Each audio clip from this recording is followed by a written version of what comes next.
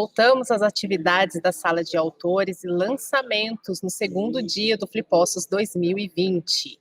A atração de agora é o debate sobre o amor a partir de mitos africanos, indígenas e orientais, com o lançamento do livro Por que Amamos? E o que os mitos e a filosofia têm a dizer sobre o amor. Eu chamo então o nosso primeiro convidado, Renato Nogueira. Ele é doutor em filosofia pela Universidade Federal do Rio de Janeiro, professor do Departamento de Educação e Sociedade da Universidade Federal Rural do Rio de Janeiro, pesquisador do Laboratório de Estudos Afro-Brasileiros e Indígenas e coordenador do grupo de pesquisa Afroperspectivas, Saberes e Infância. Nogueira também é autor, dramaturgo e roteirista de histórias infantis. Seja bem-vindo, Renato. Boa tarde, muito obrigado, Keila, e toda a organização da Flipossos que estão aqui, e leitoras, leitores que estão aqui nos assistindo, né? Bater papo sobre o amor. Maravilha. Eu chamo também para a apresentação dessa atividade ele, Tom Farias, carioca, jornalista e professor de literatura brasileira, escritor, crítico literário, pesquisador, biógrafo, dramaturgo e roteirista. Já publicou 13 livros, dentre eles o recente lançamento Carolina, uma biografia. Seja bem-vindo. Boa tarde, Keila. Boa tarde, Flipossos, família Flipossos, né? Enfim, mais uma vez aqui, com muita honra e muito prazer. Um beijo na Gisele e saudar aí o meu amigo, filósofo, esse grande intelectual, Renato Nogueira, nesse bate-papo aqui sobre por que amamos. Obrigado a todos. Joia. Essa atividade, pessoal, tem um oferecimento da HarperCollins. Então, agora eu deixo a palavra com os nossos convidados.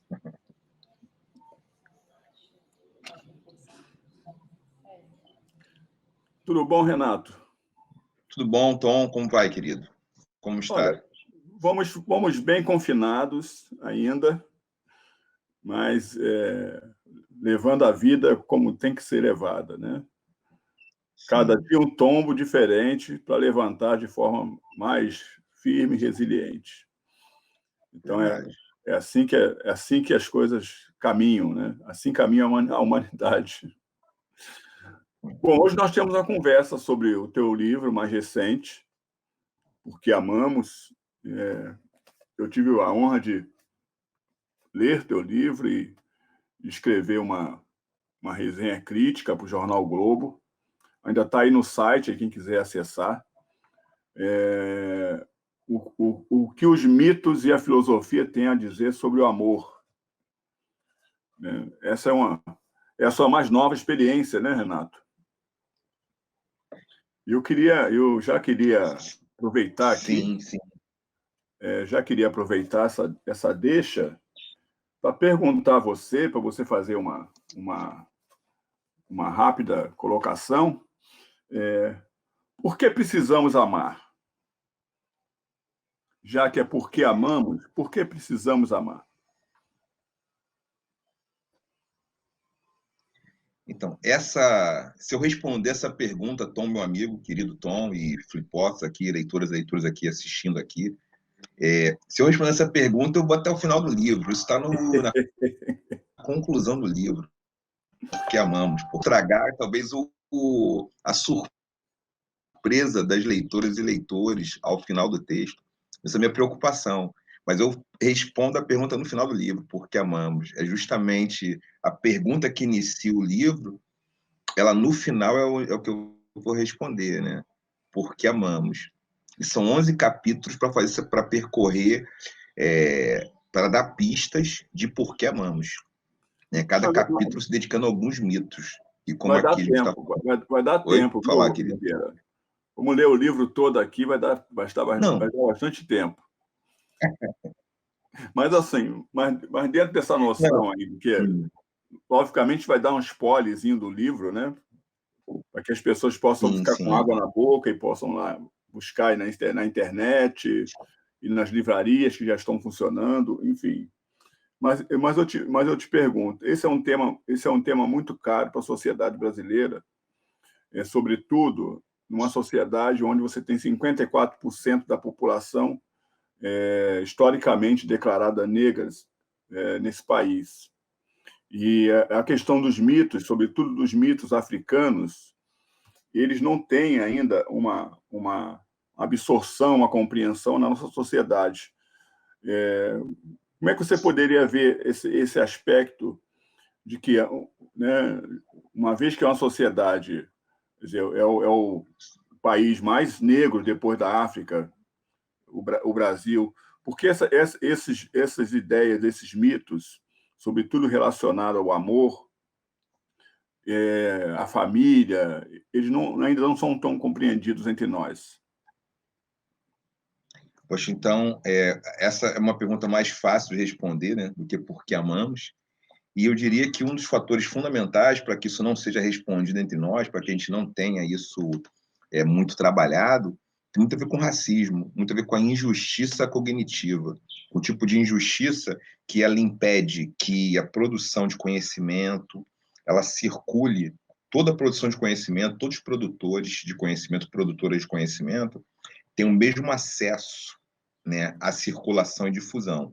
Então, os mitos africanos, eles circulam com menos intensidade, porque eles têm barreiras, né? Porque existe um imaginário ainda de preconceito, de racismo, de discriminação, que impede que essas narrativas míticas circulem com a mesma intensidade que outras narrativas, como, por exemplo, mitos gregos. Os mitos gregos estão aí na ordem do dia, as pessoas ouvem falar, já ouviram falar, independente de terem muito interesse acadêmico, de pesquisa pelo assunto, mas de assistir um filme sobre personagens míticos, né, que estão na teogonia, então ouviram falar de Perseu, Medusa, Hércules, e se interessam por essas histórias. Tem interesse público por essas histórias. Tem desenhos animados sobre isso. Os mitos estão no nosso cotidiano. A gente fala em tragédias gregas, por exemplo, Édipo, o complexo de Édipo está aí. As pessoas, independente de fazerem análise, serem psicanalistas, falam complexo de Édipo. São expressões da ordem do dia. Então, os mitos africanos, eles não têm essa mesma... não é nem falta de aderência somente, é porque as pessoas desconhecem e eles são interpretados de um modo equívoco, de um modo discriminatório. Então, esse é um problema. Isso empobrece muito. Por um lado, porque a população, 54% da população é negra no Brasil, e por outro lado, porque isso empobrece as atmosferas sobre o amor. Porque é bom a gente ampliar a atmosfera sobre o amor, não precisa só ter amor romântico, né? Tem mitos românticos de amor, tem outros mitos. Isso quer dizer, dentro de uma compreensão lógica, né? Você está colocando dentro de uma compreensão lógica, mas num país, quer dizer, onde a representação negra é muito, muito forte, politicamente isso deveria ter um outro viés, né? O que você está falando deveria ter um outro, assim, uma outra compreensão. Eu te diria, quer dizer, nós somos um ser muito políticos, né? Sempre fomos, desde a África, a gente faz muita política e chegamos ao Brasil também fazendo política. Se o amor é um ato tão político, ele também não seria um ato revolucionário dentro dessa lógica? A gente não subverteria esse processo de apagamento da nossa história, pelo menos da história amorosa e mítica? Eu penso que sim. Eu penso que a gente traz essa ideia, né? Se eu compreendi bem, então, de que maneira, como é político, ou seja, um caráter revolucionário, né, desse amor, de uma inspiração de amor dessa forma. Eu penso que tem vários fatores. Por exemplo, uma das narrativas de amor mais oficial, que está nas novelas, que está nos folhetins, que autorizam a maneira que a gente ama, que a gente pode amar, é o amor romântico, aquele amor que uma pessoa completa a outra, a grosso modo, que uma pessoa é fiadora da felicidade de outra pessoa, né? Então, se a gente for partir para mitos africanos, e eu estou aqui pensando de modo genérico, mais geral, mas tem uma estrutura uma estrutura, mesmo dentro da diversidade africana, tem alguns elementos centrais, assim como a cultura ocidental tem elementos centrais. O que a gente tem que pode dizer que é revolucionário, né? Que cria condições interessantes de vida para a população negra no Brasil e também para as pessoas não negras, pessoas brancas, indígenas, né? Asiáticos descendentes. O que está em jogo? É que existe uma possibilidade de entender o amor como um projeto político, radicalmente político. Um projeto que vai servir não só as pessoas, mas a comunidade. Se o amor, numa certa dimensão, diz respeito a duas pessoas, e tem a ver com alimentar o ego dessas pessoas, num certo contexto, no contexto africano, o amor tem muito a ver não só com as pessoas, mas elas são inseparáveis da comunidade. Então as coisas estão juntas. Porque as pessoas, quando estão amando e estão bem, elas vão servir melhor a comunidade. Então, essas coisas não vão ficar muito separadas. Assim, eu acho que é uma boa lógica do ponto de vista entre o amor e a revolução, né? O amor está sempre ligado à revolução, às grandes paixões. Mas há também, quer dizer, eu fico imaginando aqui na minha cabeça, quando você responde e dá essa assertiva sobre a questão do amor, sobretudo do amor romântico, né, com todo o seu processo, né, milenar incutido nele, mas eu fico pensando o seguinte: há uma lógica da solidão, né, muito grande que afeta a comunidade negra, homens e mulheres de um modo geral, e não só solteiros e não só, enfim, mas homens e mulheres casados. Isso tem a ver um pouco com a falta de compreensão desses processos míticos, ou uma falta de compreensão da revolução que esse amor provoca nessa perspectiva. Essa questão não é fácil, não. Isso talvez fosse... Isso está no livro, mas daria um outro livro, né? De um lado, ou seja, para quem pegou, assim, trocando em miúdos, né? A solidão que as pessoas negras têm numa sociedade que é estruturalmente racista, e aí tem a ver com a falta de compreensão um pouco dos processos míticos, ou também do amor, entender o amor como um processo revolucionário. Eu acho que é um pouco de cada coisa. Essas coisas estão muito misturadas, em certa medida. Porque o que os mitos são? Os mitos são retratos, de alguma forma, a gente pode pensar dessa maneira, né? Retratos do nosso inconsciente. Tem muitos trabalhos que vão por aí, né? O Clyde Ford, Mircea Eliade, Carl Jung, vários autoras têm apontado para essa perspectiva, né? De que as narrativas, os mitos, são histórias que revelam muito da nossa vida interior, da nossa vida no mundo. Então, os mitos revelam isso, autorizam isso. Então, quando a gente, de alguma maneira, não vivencia essa experiência mítica, porque o mito não é, na verdade, não tem a ver com uma narrativa falsa, o mito não tem a ver com verdade ou falsidade, o mito é uma narrativa que estrutura o nosso psiquismo, tem muito a ver com isso, nessa perspectiva que eu estou trabalhando. Então, isso sim, de alguma forma, alimenta a solidão, alimenta a vida solitária, alimenta um não se sentir pertencente, não está pertencente. Isso não tem a ver com a falta de isso não tem a ver com essa falta de compreensão do nosso processo histórico com relação ao amor. Tem também. Que tem a ver com a questão das narrativas, né? Aquilo que você fala muito no livro, né? O processo de subir a montanha, o processo das histórias, das narrativas,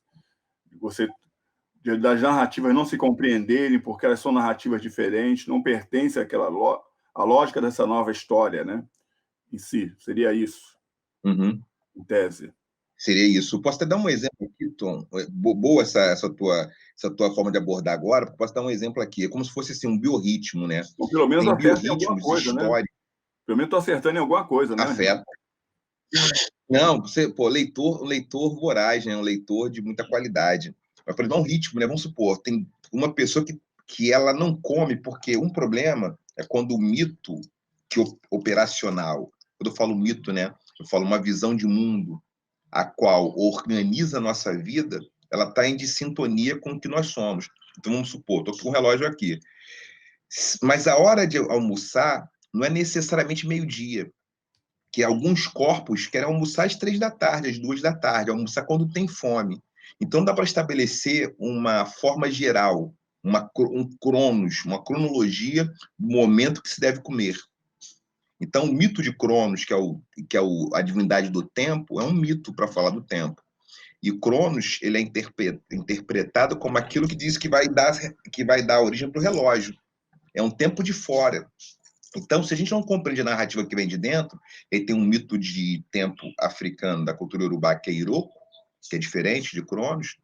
É um tempo que tem a ver com as condições internas do sujeito. Então, se você vai comer na hora do relógio, não na hora da sua fome, isso vai dar problema. Percebe? Então, essa solidão, Tom, tem muito a ver com isso. Que hora a gente quer comer? Que hora a gente quer dormir? Que hora a gente precisa comer? Que hora a gente precisa dormir? Que hora e de que maneira a gente precisa e quer amar? A gente necessita amar. É porque parece que tem uma determinação de fora que diz isso, não de dentro. Então, o livro é um pouco isso. Quando eu falo de vários mitos, né, os mitos africanos, ó, de repente, não só para as pessoas negras no Brasil, mas até para as pessoas brancas, a narrativa do amor que dá mais sentido não é a narrativa que sustenta Romeu e Julieta, que sustenta o amor platônico. Não é essa narrativa. Pode ser outra. Pode ser que está em Xangô e Oxum, que está com Sobon Fussomé, né? Que está na história de Yansan com Ogum, está em outras narrativas.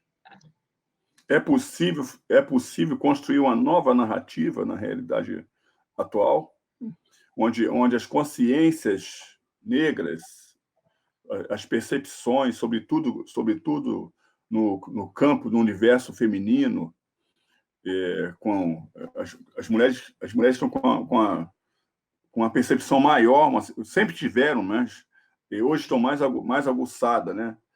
Essa sensibilidade feminina na condução de uma série de processos, de discussões, de encaminhamento. Você acha que com essa compreensão,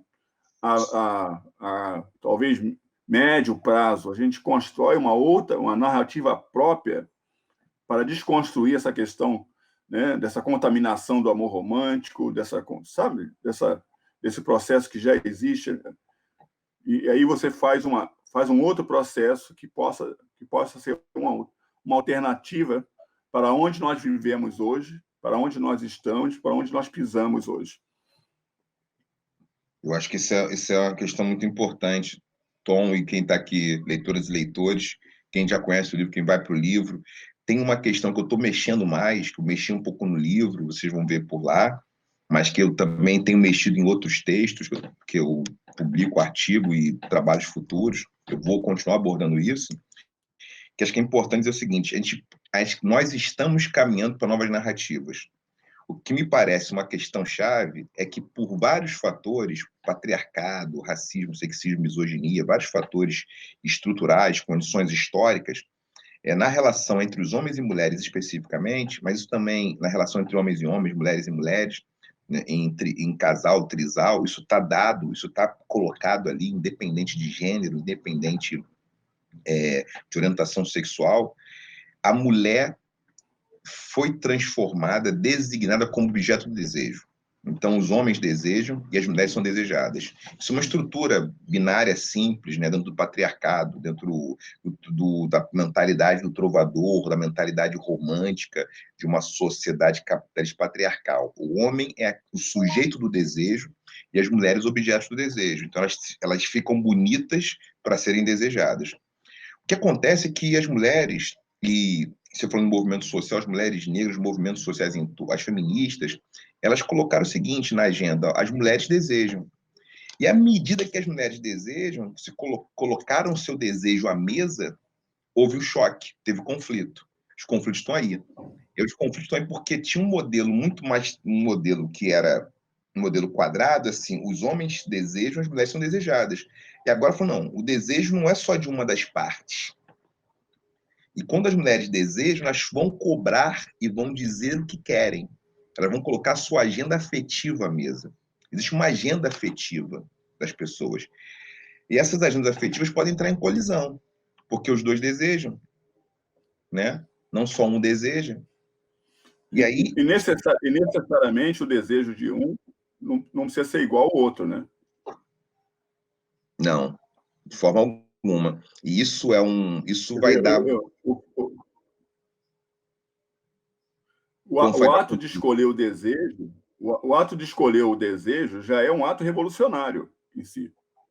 Sim, sim. A escolha do desejo, mas sabendo que o outro não deseja, pode não desejar naquele momento da mesma forma. Que esses desencontros fazem parte de uma relação. Porque para que alguém deseje sempre da forma como eu desejo, para que alguém se curve ao meu desejo o tempo inteiro, só se for opressão e dominação. Não tem como o tempo inteiro as pessoas terem desejos que operam na mesma frequência. Isso vai se modificar, né? Às vezes uma pessoa que era aquela pessoa que você casou quando você tinha 20 anos, 25 anos, quando tem 45, é outra pessoa, ou antes. Então, isso é um desafio. Esse desafio de como equacionar essas demandas, porque o desejo não é uma troca de mercadoria. A relação do desejo, que envolve a relação amorosa, está no cerne da relação amorosa, não é como a gente comprar, por exemplo, uma garrafa d'água, em que a garrafa d'água vale R$2. Não tem equivalência. Essa não equivalência que coloca a relação sempre em jogo. Ainda mais quando os dois estão desejando. Aí que fica mais tenso ainda. Quando só tem um desejando, não é desejado, eu sou objeto do desejo, então eu quero ser desejada, desejado. É uma coisa. Agora, quando os dois desejam, embaralha muito esse jogo. Aí você está falando das disputas, né? Uhum. Você está falando que abre um campo de disputa. É aquela coisa, se há uma crise no sistema de abastecimento de água, aquela água que custa R$2 vai passar a custar R$6, R$8. Então, isso causa uma distopia, né? Isso causa um processo de vamos dizer assim, uma desarmonia nessa ideia, porque você só imagina aquela água R$2, você não imagina 8, porque tem uma crise de abastecimento. Eu falo isso numa analogia para dentro das relações. Hoje, onde você há um processo muito claro das relações homoafetivas, do exemplo, né? Enfim, e aí a gente pode até mudar um pouco do nosso assunto para você comentar um pouco das novas relações socioafetivas que têm acontecido hoje na sociedade brasileira, poliamor, enfim, como a sociedade não vê relações desse tipo, né? E também outras formas de desejo, né? Por exemplo, você tem pessoas que são sapiosexuais, ou seja, né? Pessoas que gostam do outro porque o outro é inteligente, tem tesão, tem desejo pelo outro só porque é inteligente.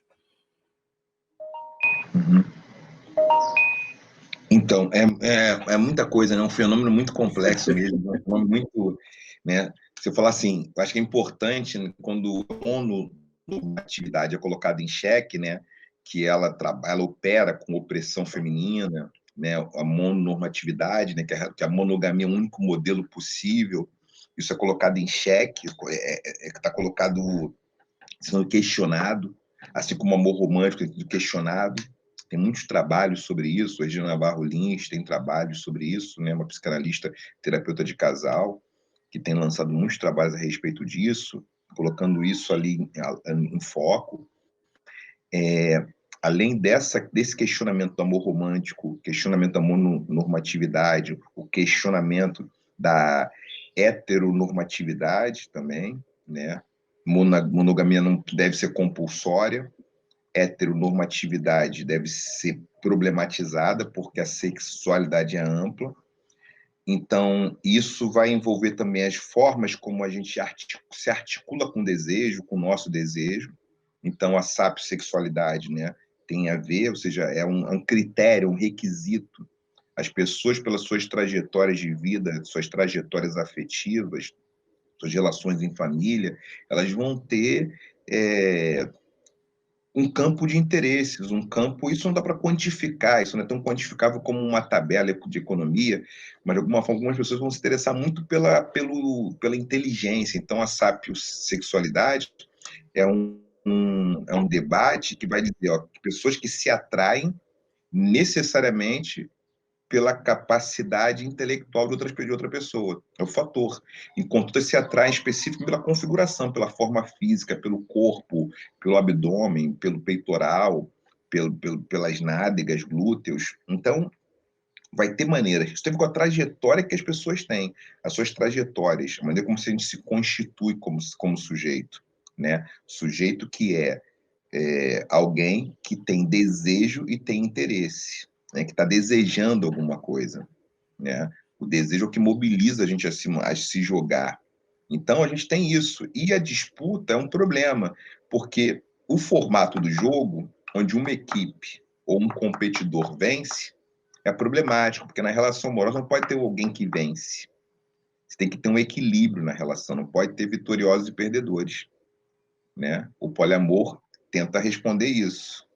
Né? Por exemplo, eu posso comentar depois do poliamor até um pouco. Eu queria que a gente, dizer, dentro desse raciocínio que a gente está formulando, quer dizer, você tem alguns aspectos, eu estava falando, né, do sapiosexual, né, quer dizer, ou seja, a pessoa que tem desejo por alguém que é inteligente, independente da forma física dele. Uhum. Ele é inteligente, então isso atrai. Mas você vê, quer dizer, desde o descobrimento do Brasil, você tinha aqui os indígenas, né, que andavam nus. A carta de Caminha, o Caminha já tinha ali um olhar cobiçoso sobre as Índias, sobretudo, e talvez sobre os índios também, né? Falando das vergonhas, né, de como esse processo, né, se deu especificamente aqui e como se deu esse massacre. Você tinha mais ou menos um descobrimento entre 4 a 5 milhões de indígenas no Brasil, quer dizer, hoje uma população está reduzida a 10% desse processo. E isso também acontecia em África. Eu me lembro que os 3 anos que eu passei em Angola, né, de 2009 a 2011, e agora no dia 11 comemorou-se as 45 anos da Revolução, né, do fim do colonialismo, né, entre aspas, de Angola, mas alguns aeroportos angolanos, Renato Nogueira, eu percebi que haviam retratos, quadros, assim, imagens de mulheres com os seios lá de fora, dentro do aeroporto, os seios à mostras. A mulher de roupa da cintura para baixo, mas e aquilo dentro de um aeroporto, assim, né? Sobretudo nas províncias angolanas. Então, a gente também constrói mitos novos, né, com relação a isso. O que eu queria dizer, quer dizer, há os mitos antigos que o teu livro aborda com muita propriedade, muito descritivo, bem didático, ou seja, é um livro fácil de compreensão, não precisa você ser especialista em nada para você compreender e sair dele com muitas reflexões, que é importante. Não é um livro escolástico, né? Ou seja, não é autoajuda, não vai dar lições prontas para ninguém. Mas é um livro que você diz, opa, há um caminho aqui que eu não tinha pensado, acho que isso pode ser aprofundado. Então, assim, pensando nessa lógica dos indígenas, né, pensando nessa lógica africana que eu falei, nós também criamos novos mitos, né? Mitos que interessaram, sobretudo, aos colonizadores. Seria isso? Eu vou pegar uma coisa aqui, Tom, que você falou do Caminha, né? Que ele fala das mulheres aqui indígenas, dos povos originários andando nuas, os homens estavam nus, e eles se assustam com isso. Eu comento no livro, rapidamente, dando base, né, porque eu estou dizendo, o Yoronke é uma epistemóloga, uma socióloga nigeriana, e ela fala muito de cultura iorubá. Aí tem uma coisa importante que ela fala em visão de mundo. Ela vai dizer, ó, visão de mundo é uma leitura da realidade, uma leitura que uma cultura tem da realidade, a partir do olhar. Mas existem culturas que têm audição de mundo, tem culturas que têm tato de mundo. Então, posso falar em cosmopaladar, em cosmotato, em cosmoaudição. Eu comento isso muito rapidamente no livro, só para dar uma noção. Ou seja, o que acontece? Em algumas culturas, o olhar ele organiza a realidade como um todo. Tem culturas aqui na Amazônia que tem cosmoaudição. É tão radical a cosmoaudição que tem palavras para som de amassar folha, que não tem língua portuguesa. Tem palavra para alguma sonoridade que a gente não usa normalmente em várias sociedades, em outras culturas. Do mesmo modo, algumas culturas são cosmotáteis, são o cosmopaladar, o paladar de mundo é o que diz as coisas. Se é doce, é salgado, se é agridoce. Essas são as escalas, não uma escala visual. Então, como o mundo europeu, ocidental, mundo ocidental, ele é pela cosmovisão, o que acontece? O erotismo se dá pelo olhar. Numa cultura, em várias culturas indígenas e africanas, não é pelo olhar que o erotismo se dá. A erotização é da ordem de um encontro tátil de friccional. Então, por isso que uma pessoa nua não é uma coisa erótica. É uma pessoa nua, ponto. Mulher, criança, homem, que for, idoso, que for, ponto, não tem problema. É só na ordem do encontro que isso vai se tornar erótico. Então, por isso que as pessoas podem estar numa aldeia, num povoado, todas nuas, né? As crianças sempre nuas, os meninos, as mulheres com seios de fora, isso não se erotiza, não se erótico. Agora, se a gente estiver num baile de carnaval, num evento urbano, numa cidade, ó, isso é erótico. Então, é por essa razão. Tem uma base que tem a ver com a estrutura de leitura da realidade, que é alguma coisa que está no nosso inconsciente. Então, por isso que você vai ver no aeroporto, né, em Angola, em alguns aeroportos, na África, mulheres com seio de fora, sem que isso seja um motivo erótico. Agora, óbvio que um europeu, um ocidental, ele olhou o corpo e erotizou. Tem que o corpo é muito vestido. Porque até mesmo essa questão do tato, né? Tato, do cheiro, isso são coisas muito novas na sociedade. Você imagina até o século XIX, por exemplo, com relação, né? As pessoas, no geral, não tinham dentes, né? Os reis não tinham dentes, né? Ou seja, a realeza não tinha dente, para você ter ideia. Então, você imagina o hálito em si. Depois, o hábito do banho. Né? O hábito do banho. O banho não era algo que... As casas não tinham banheiro, só no final do século XIX. Você tem até um modelo aqui em Santa Teresa, que é a casa que pertenceu ao Benjamin Constant. Hoje é um museu, Museu Benjamin Constant. Eu até indico pessoas para que vejam as primeiras casas chamadas modernas, né, com banheiro de chuva, aquela coisa toda, né, estabelecida. Então, as pessoas também não tomavam banho. Ou seja, o que há normalizado hoje na nossa sociedade em termos de amor, beijo, abraços, né, sexo oral, essas coisas todas, isso é muito novo, né? E isso está dentro desse processo também, dessa evolução das relações, homens, mulheres, mulheres, homens, enfim, relações humanas de um modo geral. Eu acho que, eu diria, é novo em algumas culturas. E aí eu vou nesse ponto, né? A gente pensar o Kama Sutra, a gente tem cenas ali, porque em algumas culturas do Extremo Oriente, como culturas africanas, culturas aqui da América, com povos originários, tinha uma relação de maior proximidade com o meio ambiente. Tinha uma relação de não afastamento tanto com o meio ambiente. Então, essa relação significa que tinha uma relação com a água, uma relação com a limpeza, uma relação com a higiene, coisa que a Europa tinha menos, por vários fatores. Aí tem muitas teorias para isso, né? Tem que dizer com cuidado, mas só para dizer o seguinte: é diferente a relação com o meio ambiente, com a natureza, era mais uma relação de oposição, uma relação tensionada. Era necessário superar a natureza. Então, tanto que as pessoas fazem cidade, como as cidades foram feitas, né, pelos bandeirantes, foram fundadas, se mudavam os cursos dos rios. Foram se mudando o curso de rio, coisa que nenhum indígena faria, nenhum africano tradicional faria, mudar o curso de um rio. Né? E as Então, florestas também, né? E as florestas também, né? floresta. Por isso que o beijo, o abraço, acho que agora concordo que muda o beijo, o abraço, essa relação. Mas eu penso que tem um fator temporal, espacial. Algumas sociedades, alguma cultura, isso será menos frequente, sim.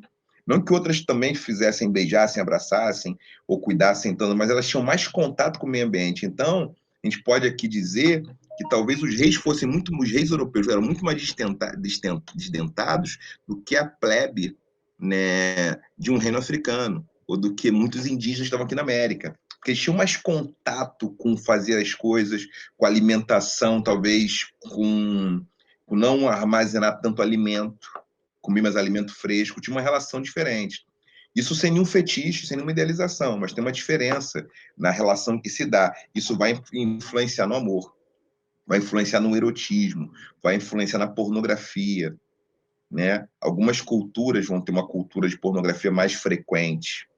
Algumas culturas vão reduzir o amor mais a alguma coisa. Eu, com isso, não estou dizendo que existe uma escala do que é melhor, do que é pior, mas tem diferenças que são de ordem cultural, de ordem estrutural, de um certo inconsciente coletivo de uma cultura, de uma comunidade, de um povo. Né? Como eu comentei aqui, é nessa cultura que o erótico é visual. No erótico é visual, que me viu uma mulher nua ali, caramba, tá nua, caramba, ela tá com desejo, ela tá andando, né? Isso é qualquer tupi-guarani, qualquer grupo do tronco tupi-guarani sabia, tá andando normalmente, não tem problema. Ela não tá inspirando desejo porque tá nua. Não é isso que conecta com desejo. Não é esse encontro do olhar. Então muda. Eu visitei a tribo dos Índios Gavião, na Amazônia, ali no entroncamento entre Marabá e Curuí, né? E quando nós chegávamos à tribo, as índias se vestiam quando nós chegávamos à tribo. Então, era algo assim recomendado na própria tribo, né? Primeiro que nós éramos homens brancos. Eu era tratado de homem branco. Mas tinha essa lógica. Você queria falar um pouco mais sobre o poliamor? Eu acho que você mencionou um pouco mais acima, que é um tema também um tema caro do seu livro, e sobre a questão do poliamor. Então, eu vou deixar você falar um pouco mais do poliamor, e a gente entra em outros temas que têm a ver também com essa. Eu não diria essa nova ideia de relação, mas essa ideia mais assumida da relação. Uhum. Eu diria que, quando fala em poliamor, tem um nome fundamental: Morning Glory Zell Heavenhart. Ela é a pessoa fundamental para a gente entender poliamor, e o Oberon Zell Heavenhart. São essas duas pessoas, esse casal, que é responsável, em 1990, então está falando de 30 anos atrás, né? 30 anos atrás, eles lançaram um glossário da igreja de todos do mundo, que era um grupo que eles coordenavam, que a Morning Glory era sacerdotisa desse grupo, e ela vai definir, né, vamos dizer, os componentes do poliamor. Óbvio, antes dessa definição, desse glossário, dessa, vamos dizer, sistematização, existiam pessoas que tinham relacionamentos múltiplos, óbvio, sempre teve. Só que ela vai sistematizar para dizer o seguinte, ó, poliamor não é tudo vale, não é vale tudo. Poliamor são relações de amor com várias pessoas. Tem que amar as pessoas. Você ama mais de uma pessoa e se relaciona com todas as pessoas que você ama, sem ciúme, mas com aquilo que ela chama de compersão. Compersão é o inverso do ciúme. É você quer ver a pessoa feliz, você não quer ela para si, você não vê como sua propriedade. Tem uma mudança, tem um deslocamento aí radical da relação de posse. Não tem posse do outro. Então, poliamor não é assim, eu posso ficar com todo mundo, não. Quer dizer, eu amo as pessoas com quem eu estou.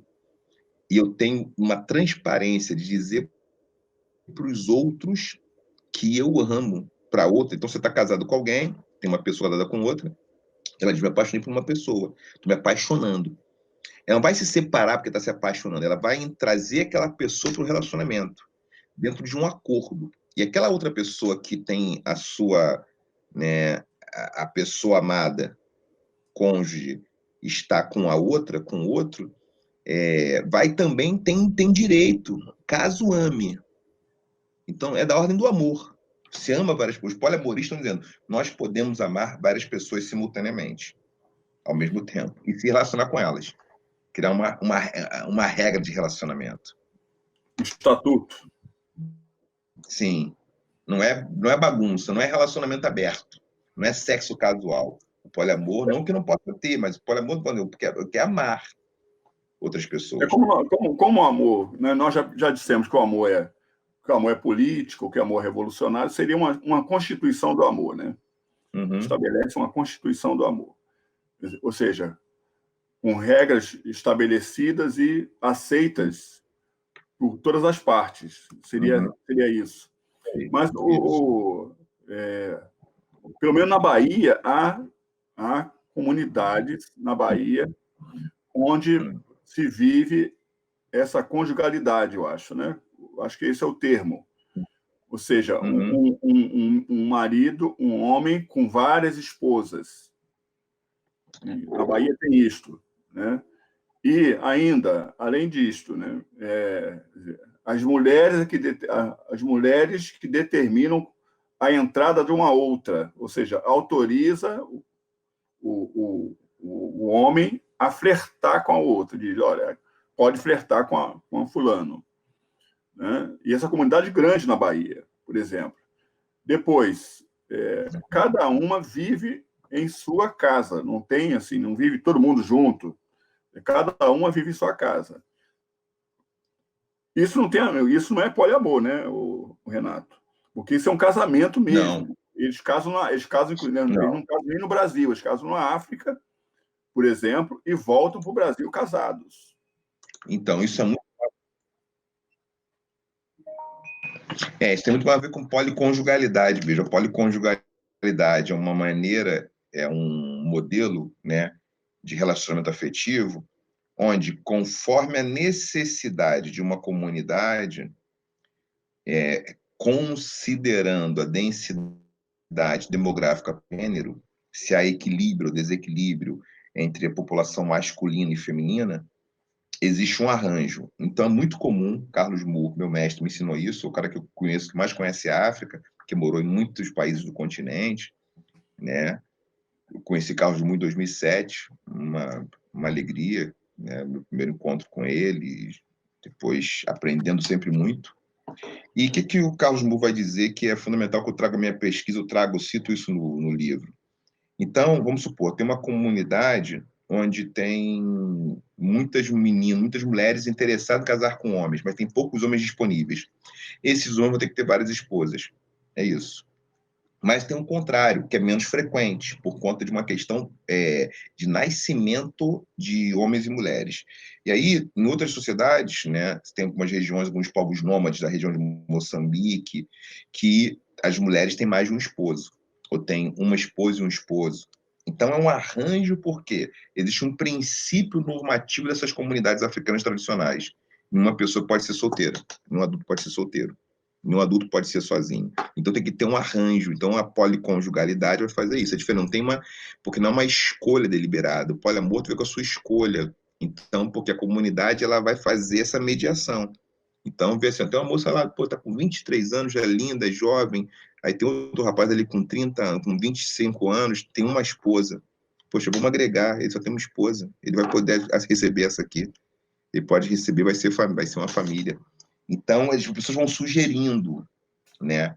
Numa comunidade tradicional da Gara, tem uma sugestão dos mais velhos, né? Os da Gara que estão ali, aquela no Burkina Faso ali, eles estão dizendo isso. É assim que funciona. O Sobon Fossomé ensina isso, tá?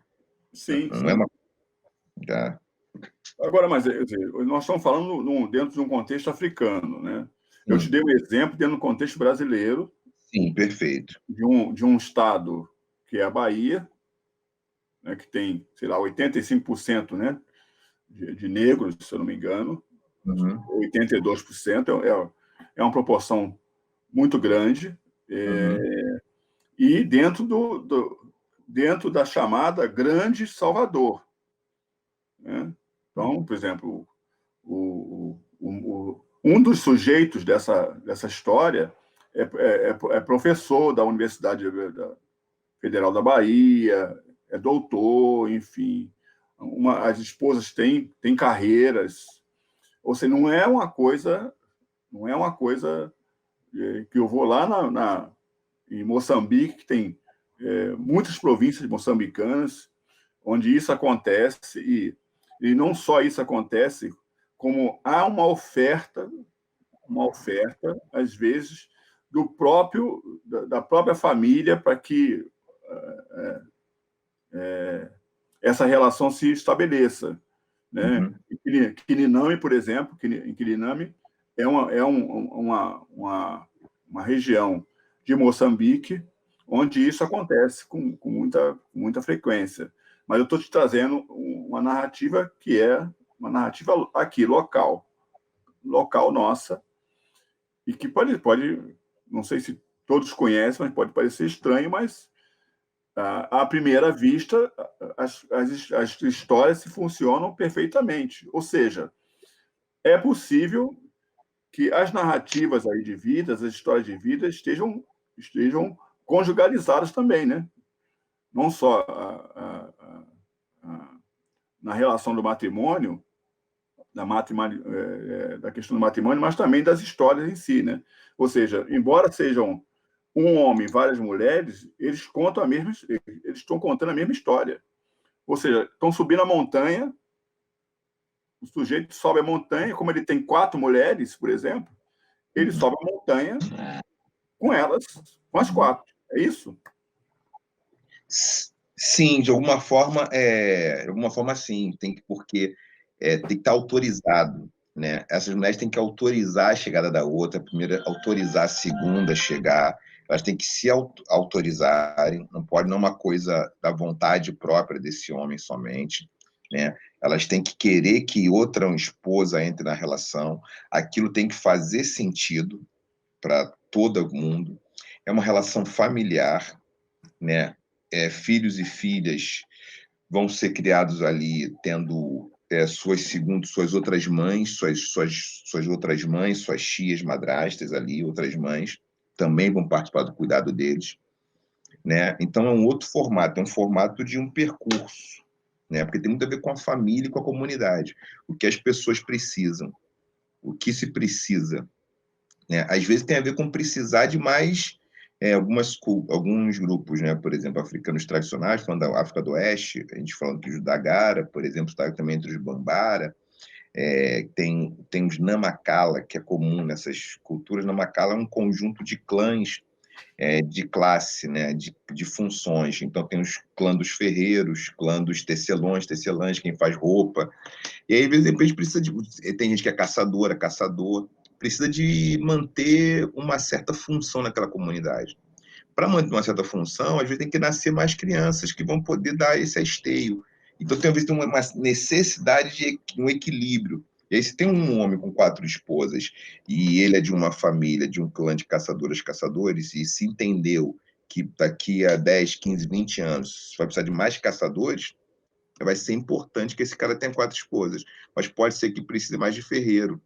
E aí vai ter Isso não é comum num continente, isso não é comum em todas as Áfricas, né? Ou seja, isso não é uma coisa comum. O que eu penso também, Renato, é como nós viemos em quase 5 milhões para o Brasil, né?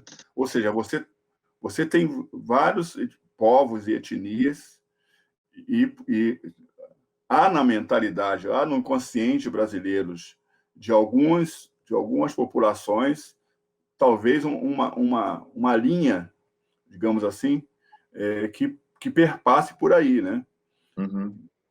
Tem isso a ver com a relação do homem negro com a mulher negra, quer dizer, né? Se discute muito essa questão do abandono, né? da mulher negra, em si, pelo homem negro, enfim. Né? O homem negro, às vezes, tem muitas relações, com base numa relação, e tem muitas relações fora da sua relação principal. Isso pode ser um resquício dessa cultura que ainda se mantém, porque isso não acontece com todos os homens negros. Né? Já estou aqui reforçando isso, né? Mas isso também acontece.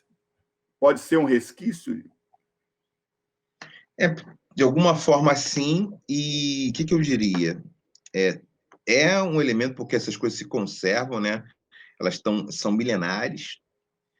E tem um problema que é dentro de um contexto diaspórico, num contexto hostil à cultura negra, isso acaba sendo interpretado de modo extrínseco, a partir de um outro repertório. Então, muitas vezes, isso era uma forma de manter uma comunidade, porque tinham poucos homens naquela comunidade. E esses homens faziam esse papel. Então, é um tema muito delicado, né? Agora, eu diria, tem relação direta com uma estrutura de policonjugalidade comum em muitos povos africanos. Tem sim, porque algumas práticas elas estão aí no nosso inconsciente, né? E tem elementos comuns no continente africano, né? Como a gente pode falar em Europas, mas por exemplo, a gente for para a Idade Média, vou lá para o século XVI, século XVII, você tem castelo na França, castelo na Alemanha, castelo em Portugal, castelo na Espanha, você tem um certo modelo muito semelhante, né? São países distintos, mas tem um modelo muito parecido, tem uma estrutura operacional parecida, né? Civilizatória, da maneira como se organizam as cidades, como se fazem exércitos permanentes, como se estruturam as muralhas. Então, tem coisas parecidas, assim como tem no continente africano. Essa relação E o que é engraçado, o que é fundamental é que você não tem pirâmides em qualquer lugar, né? No Brasil não tem pirâmide, ou sei lá, você não tem pirâmides em qualquer lugar, né? As pirâmides estão localizadas também nesse sentido. E quando eu falei sobre fiz essa ilação, né, que poderiam ter, né? Da mesma forma que você tem a religião, você tem a língua, você tem coisas que não foram apagadas, mesmo com tantos séculos passados do processo de colonização, né? Até mesmo da África. Mas foi um pouco nesse sentido que eu falei. E eu acho que nós estamos chegando já para o final do nosso bate-papo, passa muito rápido. Eu queria, mais uma vez, destacar teu livro. Teu livro é realmente fundamental para esse processo de discussão, né? Que a gente está falando da questão do amor, da relação, enfim, em todos os contextos. Você traz imagens textuais importantes para aferir hoje o comportamento de homens e mulheres, sobretudo negros. As mulheres negras são a maioria na sociedade brasileira, as mulheres negras, ao contrário dos homens, quer dizer, dos homens negros. Nascem mais mulheres negras do que homens negros, então isso é um outro contexto.